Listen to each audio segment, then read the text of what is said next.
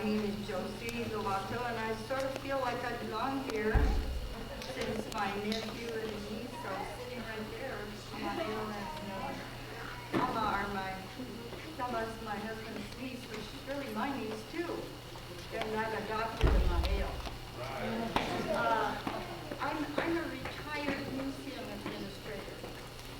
I was the director at the museum in San Luis and also retired from the Folk Art Museum.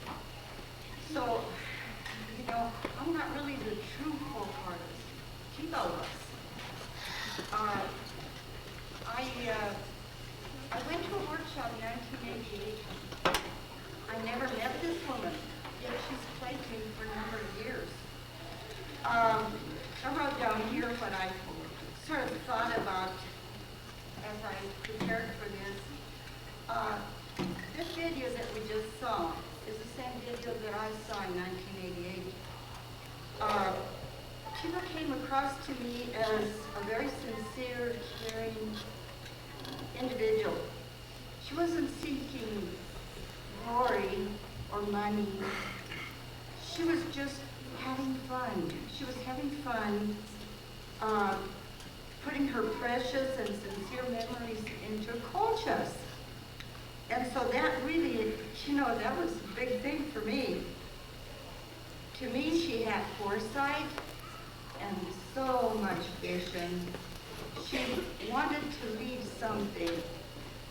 And I think what she left you is a lot of love.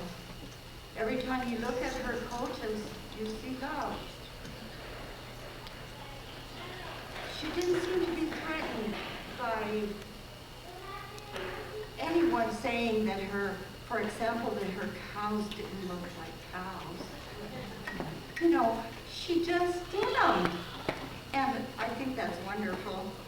And so I feel that's what I sort of, why I sort of adopted her and she adopted me. To me, she was the true folk artist. One that didn't believe she was an artist. She was more interested in conveying to you what was in her heart than she was interested in what anybody thought about what she put on. She was a true inspiration for me because I didn't plan to do colchas.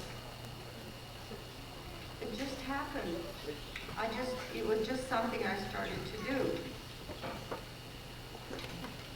I think that if I would have met her, I would have felt a lot better about what I was doing. But I could only see her in a video like we saw her here. But I sort of felt like I knew her even though I never met her. I launched into historical cultural colchas, staying as focused as I could the way she had on trying to leave some kind of legacy and memories for not just my family, but for my culture. And I feel that's what she was trying to do, and she did. She left a lot of culture behind. A lady that's before us wrote this book. It's called Stitching Rights. And really, she wrote quite a bit about my colchas. I was working on San Acacio. I did El Milagro de San Acacio. To me, that was always one of the most intriguing stories, you know, when San Acacio saved the women and children in San Acacio in 1854. That was a wonderful story. Do you want me to say it, or do you just... Okay, just read this. I thought that Senecatius and Tiva were watching me from up there. I don't know why I feel drawn to that lady so much. She's driving me up the wall. I see her hands, and it bothers me. Maybe it's just that I'm so involved with it, with the idea. I never met her. I think I'm in touch with Tiva when I do any work on this. So she was very much in my mind when I did El Milagro de San Acacio. So to all the Seguras and to Tiva's family, Congratulations, you had a real true folk artist in your midst. All of her colchas will live for a long time. Anything that's on there is an immortality, it's forever. And so thank you very much for inviting me. Thank you, Liliana. And I feel it was an honor that you asked me to speak for Tiva.